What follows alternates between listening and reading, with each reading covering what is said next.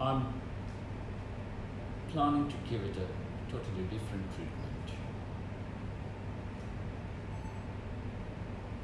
It has been almost 4 or 5 years that I have been talking to students here in the Iyengar Center.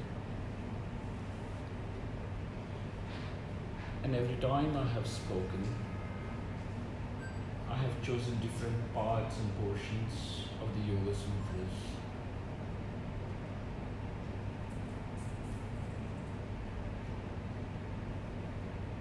And now I think the time should come when those who have been listening,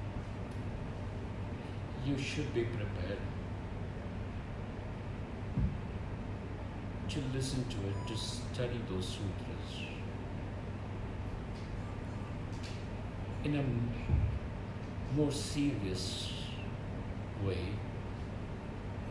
than just in form of stories, because I have found that to invest my energy in only trying to build your interest is a major wastage. If you're not interested, to convince you, to make you interested, is not a teacher's job. You're interested, and then having come to retain your interest, to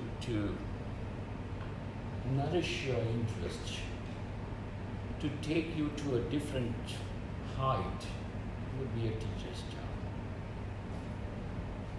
But to invest the energy only in wanting to generate your interest is quite tiring. And at times I find that it becomes a very futile investment of energy. Am I audible there? Just about. Just about. I'm just lamenting over the spilt milk.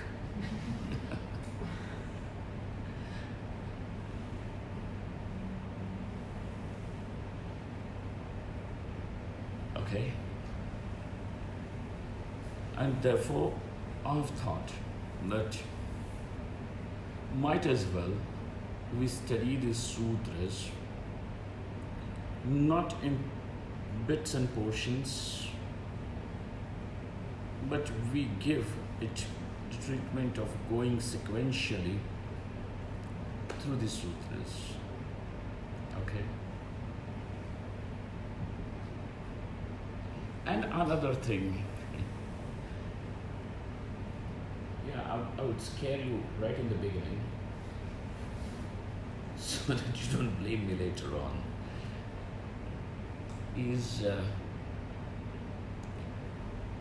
going through it one by one, slowly, is definitely a tedious process. Okay? And don't expect anything nice, anything good, anything great ever to come unless and until you are ready to put forth the effort and ready to undergo that tedious process.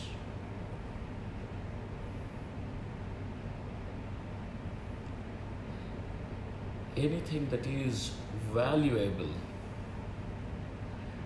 will come through only when you're ready to pay the price for it. Unless and until something really strikes, and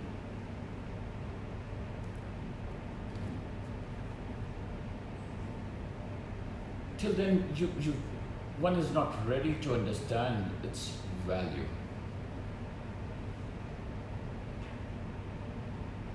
Its value would be appreciated only when you have paid the price.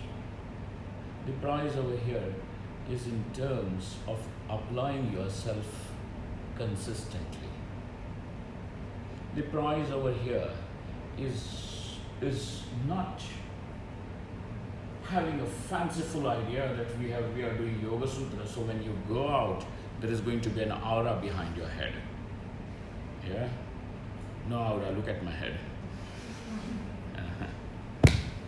Not even hair for the aura. No, nothing. All that you go out with is an immense clarity.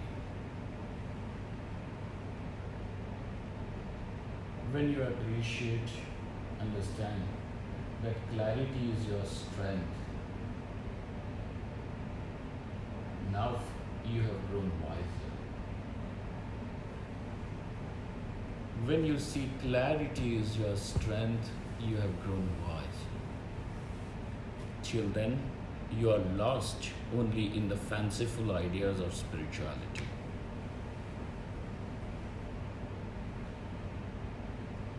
Hence, friends, let's apply ourselves. Let's go through that. Again, I will tell you, don't seek entertainment.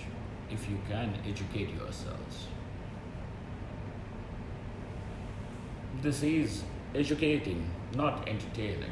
Spirituality, when is left only with an idea that it is something that is something that you should like, that means that you are making it an entertainment affair. It is not feel-good industry, for heaven's sake. It is far away from that. And if you think that spirituality is something you want because it makes you feel good, it's feel good. That's not the factor. Oh, then the person is seeking only entertainment. A person or a society, when seeks entertainment, it speaks that there is, or seeks entertainment and entertainment. You understand? Seeking entertainment is fine, but seeking entertainment and entertainment means that person or that society is deeply sad. It's very sad. Otherwise, what you're trying to escape what? How many comedy shows are you going to watch? One after another, and after every comedy show, you find that person starts becoming obsolete. His jokes no longer keep you entertained. Is not it? You start following one comedian, and then after a while you find that his comedy has become quite monotonous. Then you seek another.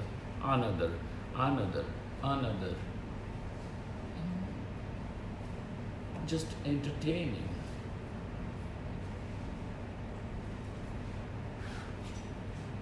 Why in a country like India,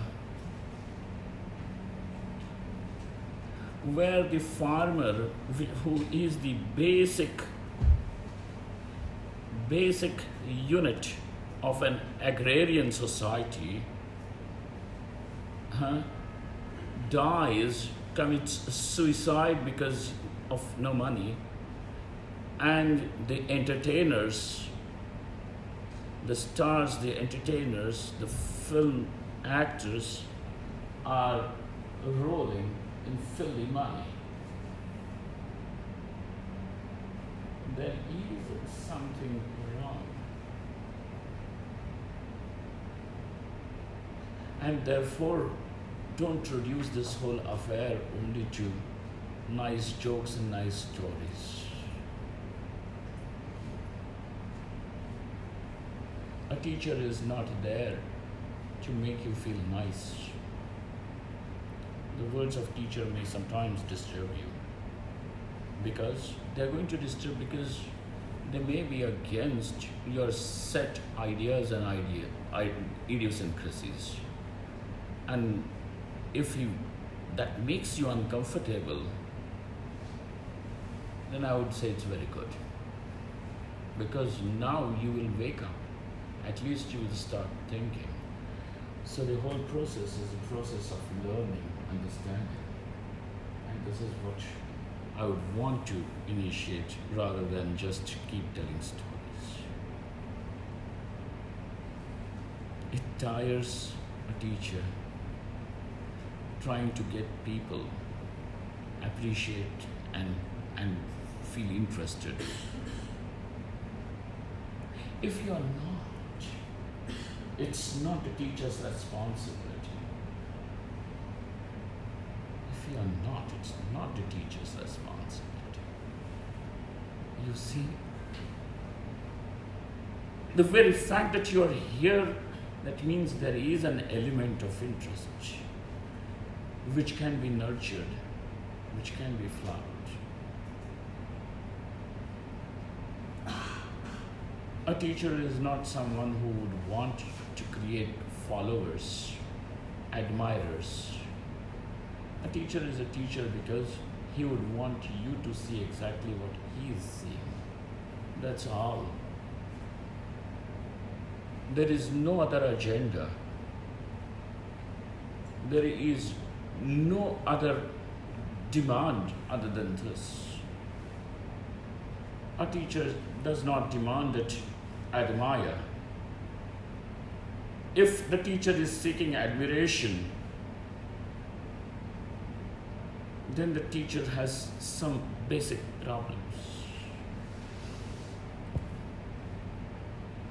A teacher would want you to see exactly what he is able to see. And that's it. You see?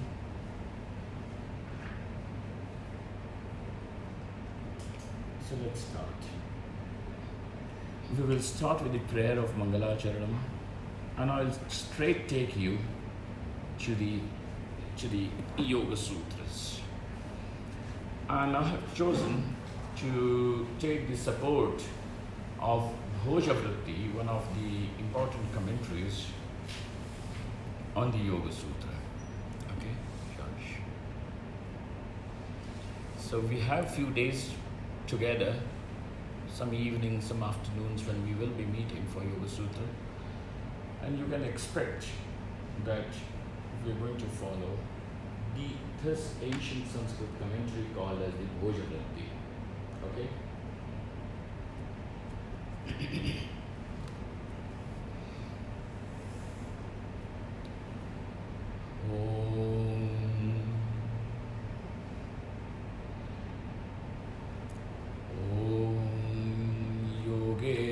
चित्तस्य पदेन वाचां मलं शरीरस्य च वैद्यकेन योपाकरोतं प्रवरं मुनीनां पतञ्जलिं प्राञ्जलिरानतोऽस्मि आबाहुपुरुषाकारं शङ्खचक्रासिधारिणम् सहस्रशिरसं श्वेतं प्रणमामि पतञ्जलिम्.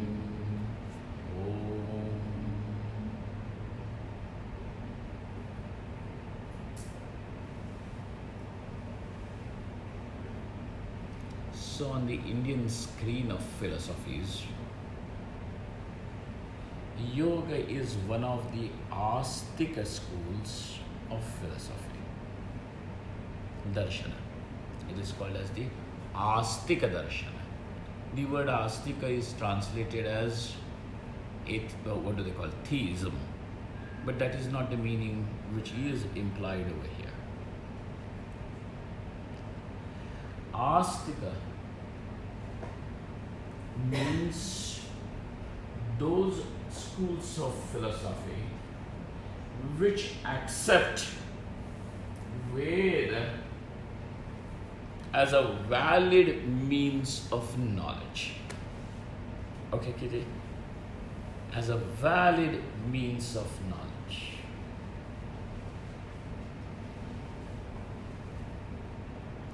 You have, all your life is interaction with the world, which is nothing but knowing. Everything boils down to knowing. Every experience essentially is knowing. There is no experience which is not known. Unknown experience cannot be called as an experience either. Hey, you see?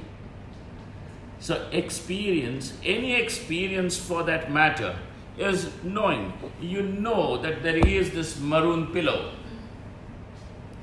You are able to experience this maroon pillow. It means you know. So the experience is knowing.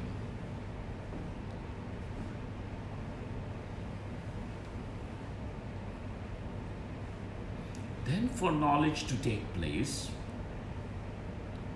you require an appropriate instrument for the knowledge to take place. Knowledge is not going to take place without the instrument of knowing.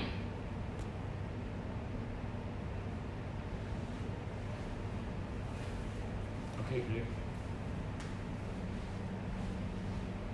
It's not going to take place without the instrument.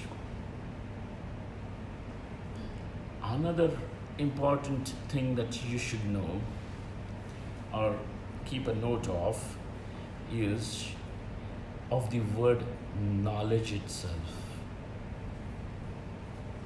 Because this word is more abused than appreciated. More abused. Is not it? If I was to say over here, do you want knowledge or you want experience? You jump to the, well, we want experience, who wants knowledge? Yeah? Which means give us experience and leave us fool. Yeah?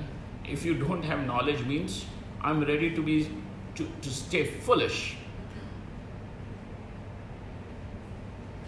You can experience something, but that experience does not mean that it will culminate in wisdom.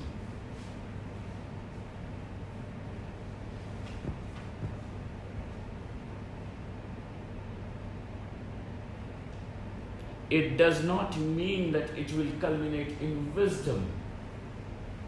And therefore, those people who are posing knowledge against experience are actually just juggling. It is a verbal jugglery and nothing more. There is no substance to it. I will give you an example to understand this.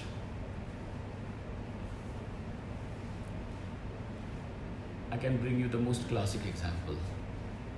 Unless and until we speak about it once in a day, I cannot sleep peacefully. That is Rajju Sarpa. You know, Rajju Sarpa means the snake and the rope. Unless and until the snake and rope comes at least once in a day, I don't feel like having had food.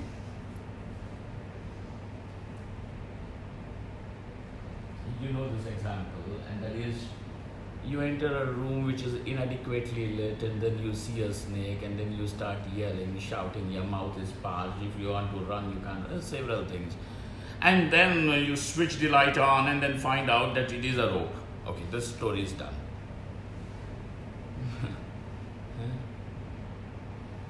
Now, look at that.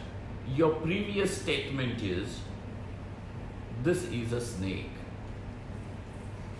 This is a snake and you are experiencing the snake. You are experiencing the snake. Also, along with it, there is one more element. You are experiencing the rope, but experiencing it as snake. You see? Because if the rope was not there, you wouldn't even experience the snake. So what you really are experiencing is the snake. What do they call? The rope. What you really are experiencing is the rope. But you are calling it as snake.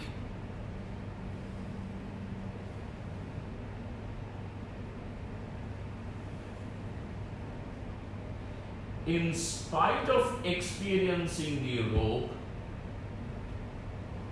rope remains unknown. Because whatever that experience is, that experience has got a rope as its content, but you don't know the rope. And hence, in spite of experiencing, there is rope. What do they call? Snake. In spite of experiencing the rope, there is the experience of snake.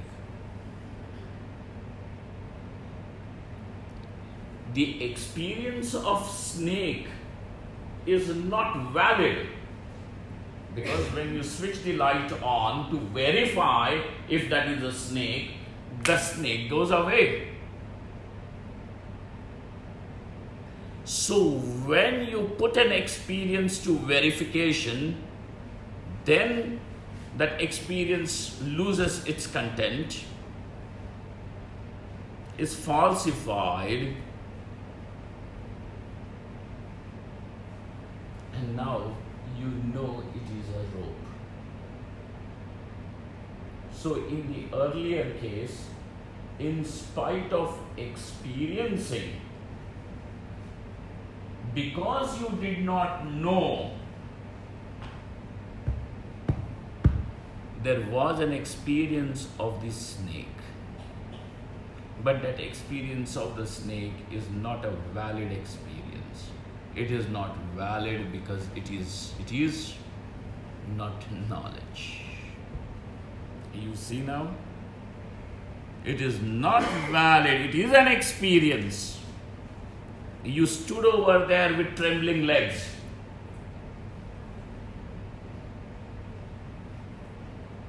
Still, it is not a valid one. And therefore, so every experience culminates into knowledge. Whether it is joy or sorrow, whatever that experience is, it culminates in knowledge. You know.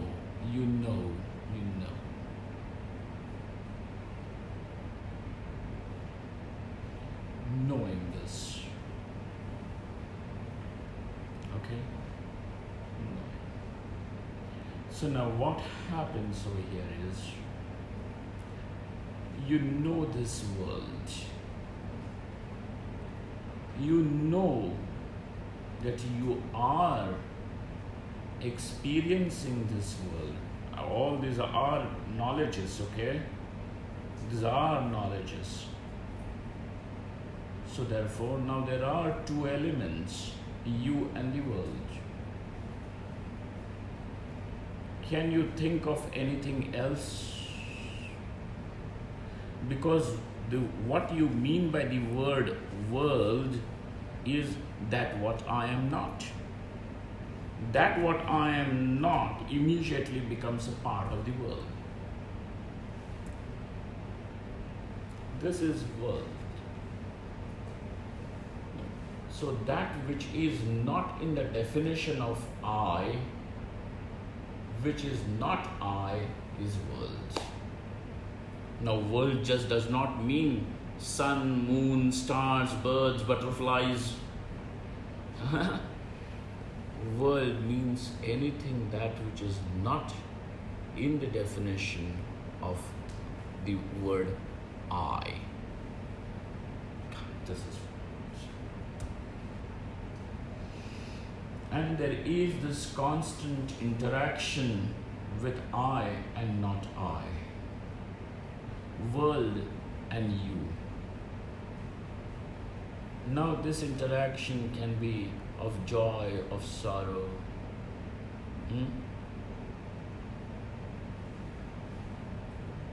Whatever.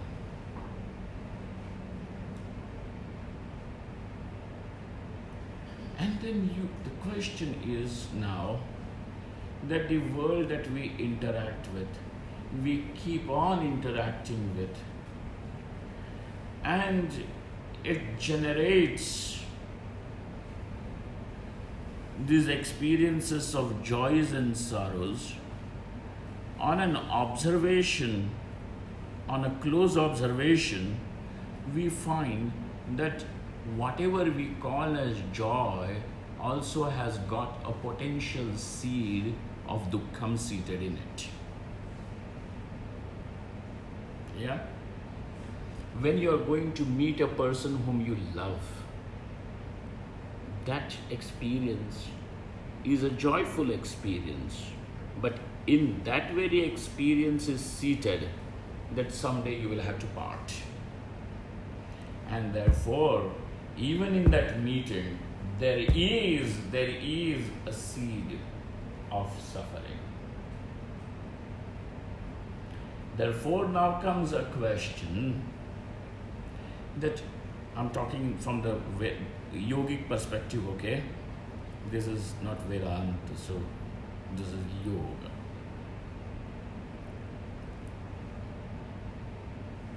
How am I going to be free? Because even if I keep on getting and gathering all the equipment to generate joy for me, that still will have an element, the very seed for dukkham in it. Isn't it?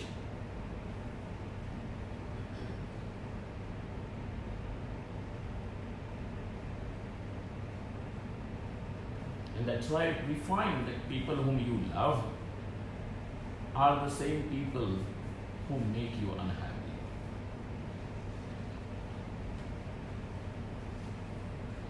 People on the street who are not related to you, they don't come and hurt you. The person who hurts you the most is the person whom you love the most. Not necessarily by his behavior, but by even Raja Dashratha loves Rama very much. And when Rama goes into exile, Ha Rama, Ha Rama, Ha Rama, he dies in the Putra Viyoga, in that,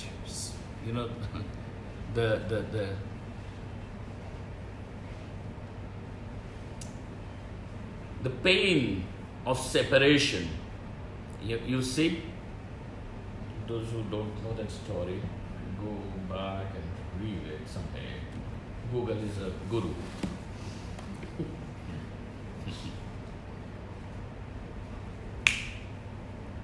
So, not necessarily that that person makes you unhappy, but that association itself has got, it is an unholy wedlock. It has got an element to generate, it has the potential to generate suffering. Then now comes a question that, sir, if I want to free myself from suffering, is there some way? Is there some way? And therefore, in order to know this, to know this, you require a pramana. You require a proper means of knowing. And we say that it is Veda. Okay? This is what is the meaning of word Veda. Veda is not some ancient book written by some rishis and then left over there to decay, eaten by maggots. Veda means pramanam.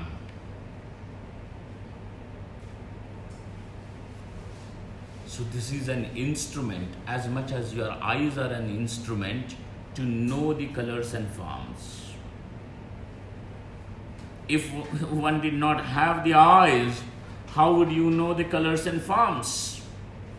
You have sharp ears, but those sharp ears are not capable of showing you what shade of maroon this is. Right? You can have ears, you can have nose, keep on smelling, but you will not know whether it is red, black, blue, maroon, green. You will just know it is from yoga center. How will you know what colors and forms will be illumined through that machinery, through that instrument. This is the valid means of knowledge. Knowledge of colors and forms will take place only through the eyes. Like that, when it comes to this issue, which issue is this? The issue of the freedom from suffering.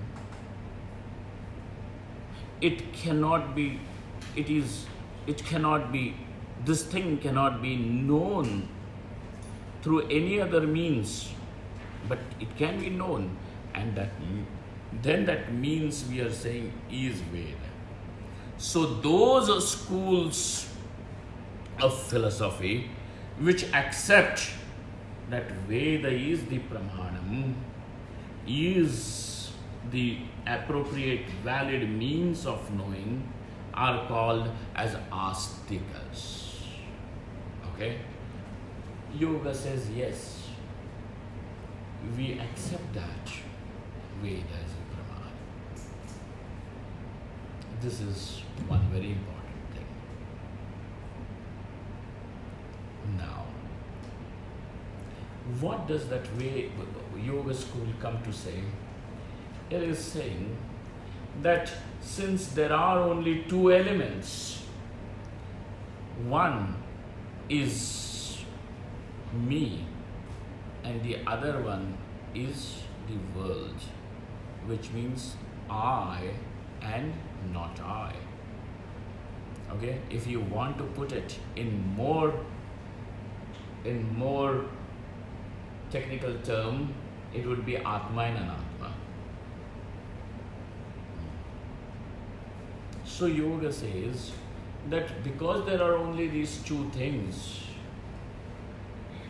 now what is left is that because of not understanding what is I and what is not I, there is this confusion. This confusion is the mother of all suffering.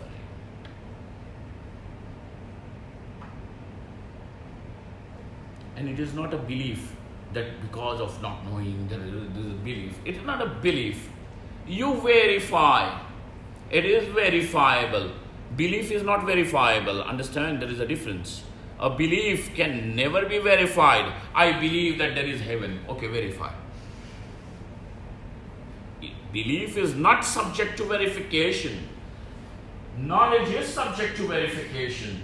When something is said that there is law of gravity, I don't believe, okay, jump from here.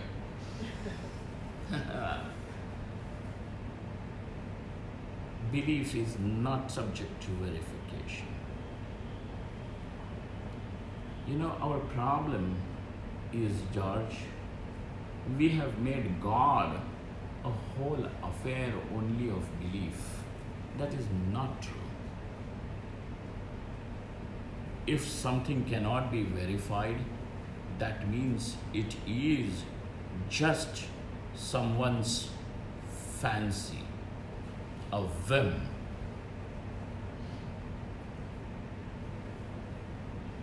You know Alice in Wonderland? And if I tell you that I am in love with Alice and Swami is going to marry Alice, where is this Alice? Just in Kalpana, in some fantasy, in some whim. It cannot be brought, it is not a reality. So if something cannot be verified, then it is only reduced to being a whim and a fancy, just an idiosyncrasy. It is only an idiosyncrasy. And you can have hundreds and hundreds of idiosyncrasies, there cannot be an end to it. That's why your idea of God, my idea of God, his idea of God can never match.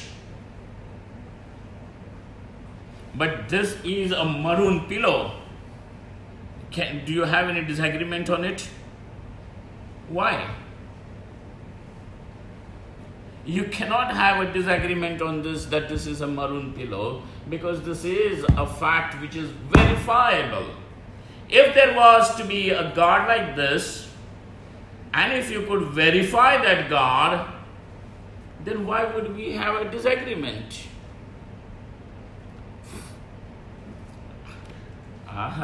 Look at that. Mahatma Gandhi is saying that let us create, you also accept that God, you have somebody. You are simply making just a space for some belief systems, beliefs, idiosyncrasies, and there cannot be an end to it. Fact is always one. Fancies could be 1,000. Again, George, the same example comes very handy. The example of snake and the rope. And don't get fed up of me if I'm going to use this 100 times, okay?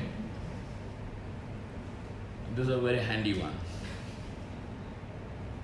And this is a very effective one. Very effective. Then, if suppose there are 4 or 5 people entering into that room, then one fellow says it is a snake, the second fellow says it is a flower garland, the third fellow says it is a crack in the ground, the fourth fellow says it is a stream of water, the fifth fellow comes and says, no sir, it is a crooked stick, cane. Sixth fellow comes and says this is a rope. Now, how many versions are there? The object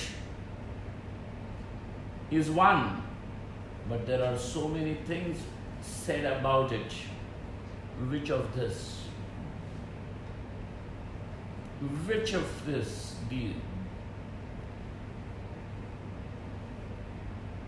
The statement that this is a rope is a factual statement about that object. But not knowing, you can keep on creating hundreds and hundreds of idiosyncrasies. But they are of no value. They are of no value. Mahatma Gandhi is saying that let us have a cordial thing. You are calling it a garland? Okay, it can be a garland. He is calling it a snake? Okay, it can be a snake. Let us have samanvaya. What is samanvaya here? No. If there is a God, then why are you in disagreement? Verify it, because it cannot be verified. And I'm going to tell you that I am not at all against an atheist. In fact, an atheist is more honest human being. He is more honest.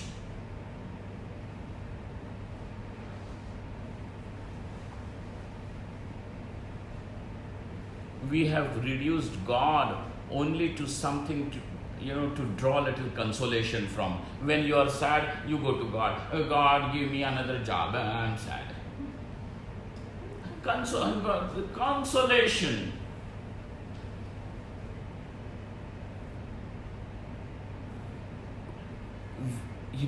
There is something which is a little out of context, but I'm just leaving this as a seed so that it can be discussed maybe in Kaivalya or somewhere.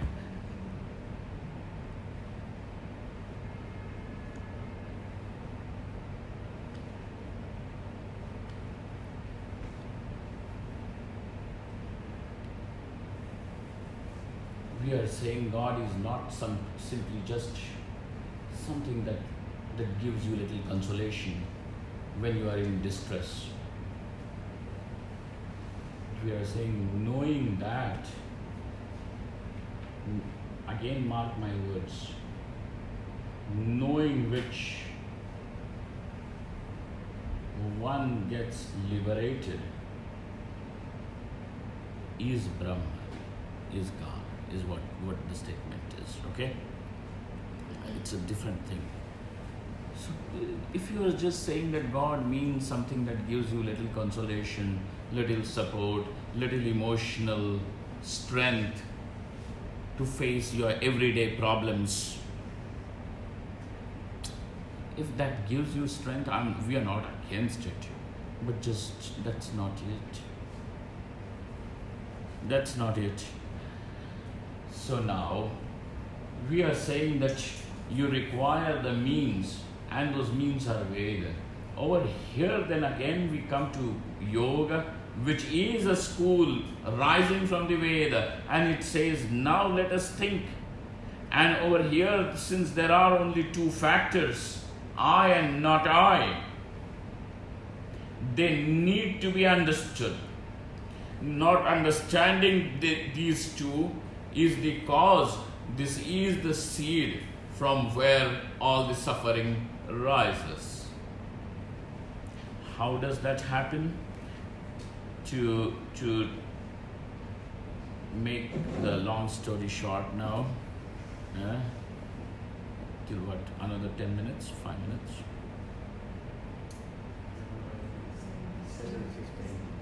7:50. Right. 8 minutes? Okay, in 8 minutes, go back enlightened.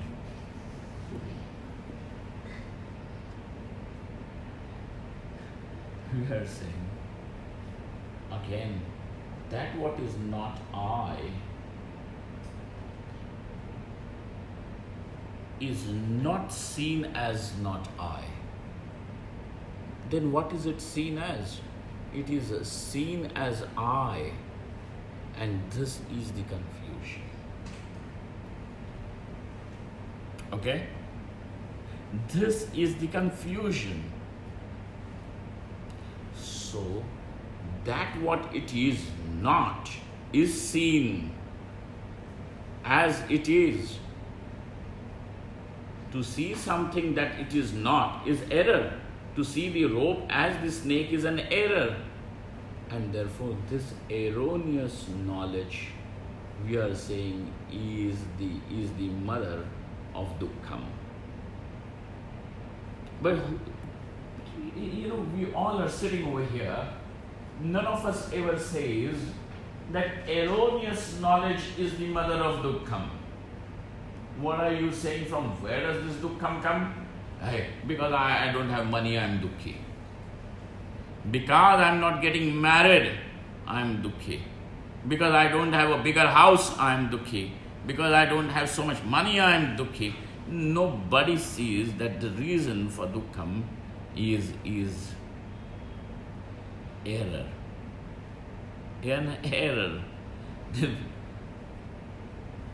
So here, it needs an explanation. And that explanation is that the person who claims I am suffering,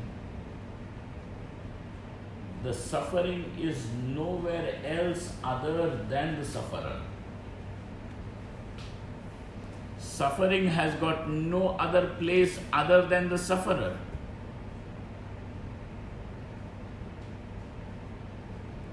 So the suffering seems to be there. If I ask you, if you suffer, if you are sad, where are you sad? There. There? Where? You're going to say, I suffer inside. And in. So the suffering, that sadness, whatever, seems to be there, resting on I. Okay? On the suffer.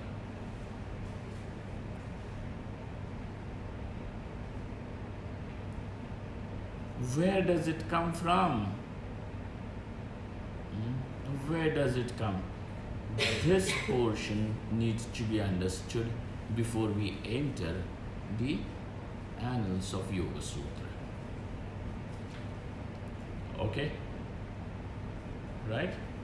Clear so far? Okay.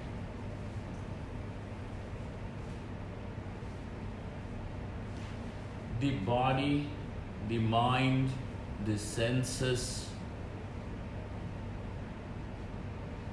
the psychology, the intelligence, everything that goes into defining I is the question now. Is this all I? Is this I? Is this I? And yoga comes forward to say that it is not, it is the part of the world. This body, this mind, these senses, everything, the vitality in the body, which is the pranas, everything belongs to the category of the world, but it is seen as I. Now, this idea that I am this particular person, the psychological, the physical entity called as I, it is this entity, the ego, which is a product of misunderstanding, and here in this ego is the suffering. Where is the suffering? It is only in this, it is neither there in the I nor there in the world, but it is there only in this misunderstanding. And therefore this misunderstanding needs to be cleared. What gets cleared is just knowing the meaning of I and the meaning of that what is not I. Okay? I and not I. So this I appears as a person, as an entity, as long as there is thought. When the thought is absent, or wherever there is no content of the thought, when the thought is absent, the entity, this ego, is also not present. And therefore, the existence of this entity is there only in the thought.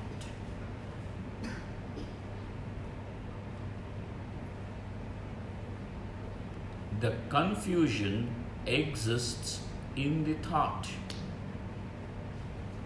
And therefore now we are going to say, in order to resolve this confusion, let the thought for a while be put to rest.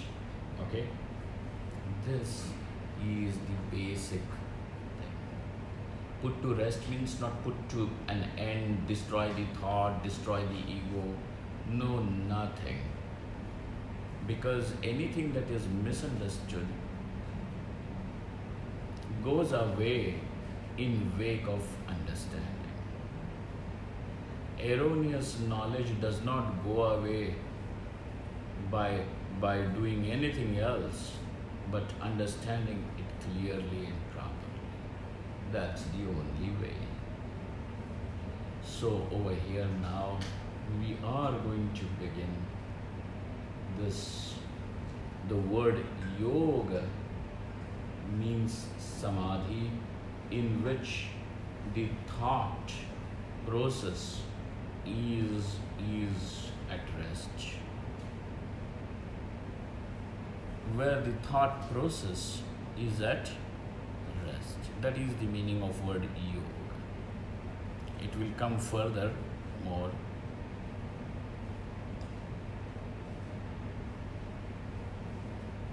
word, I'm going to come to it, maybe when we meet tomorrow. So now we begin Yoga Sutra. Sutra means not just aphorism, but Sutra means a form of literature in which the statements are extremely brief. So there is brevity, alpaksharam, asandigdham, that it should be very clear. Asandigdham. It is not in a statement like Nostradamus making statements. In future, there is going to be a bloodbath. The world will be bathing in blood. And then people, after having read that, said, oh, he had mentioned, he had predicted world wars after everything, which means that actually this is just connections that you are drawing. If he meant that or he did not mean that is sandehaspada, is doubtful. So those words which are not in a state of doubt but very clear, asandigdham.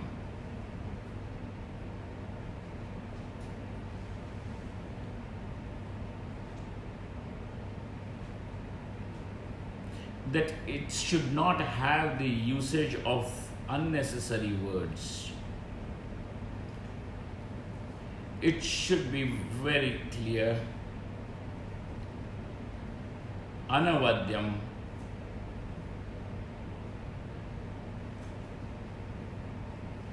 It should be free from defects. When these are the qualities of an aphorism, then only it can be called as a sutra. It is a form of literature. It is a form of literature.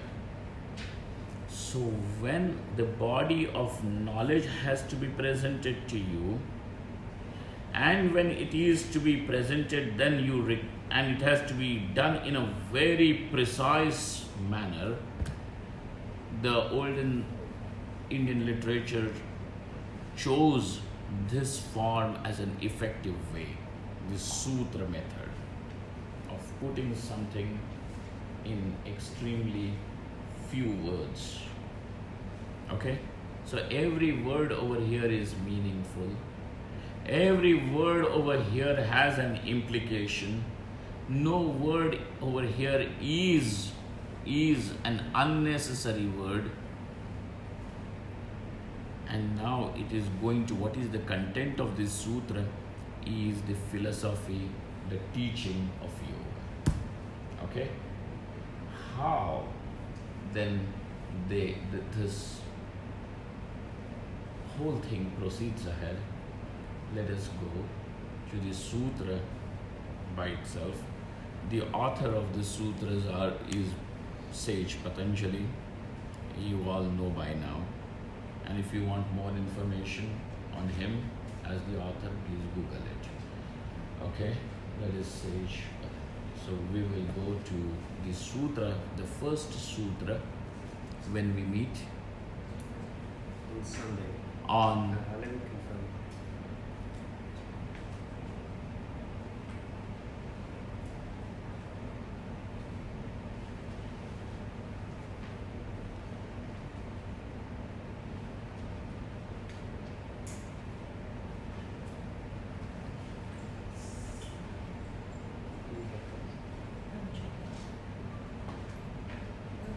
YogaSutra would be Tomorrow is only one. no, tomorrow is Kavaya. Sunday. we are meeting on Sunday afternoon, 2. Sunday 2 o'clock for YogaSutra. Tomorrow there is Kaivalya Upanishad, one of the very beautiful Upanishads. So those who can come tomorrow can come tomorrow, but you can still continue studying the Yoga Sutras on Sunday afternoon. Okay? Om Purnamadaha Purnamidam Purnat Purnamudachyate पूर्णस्य पूर्णमादाय पूर्णमेवावशिष्यते. Om Shanti Shanti Shanti. Thank you, friends. Thank you.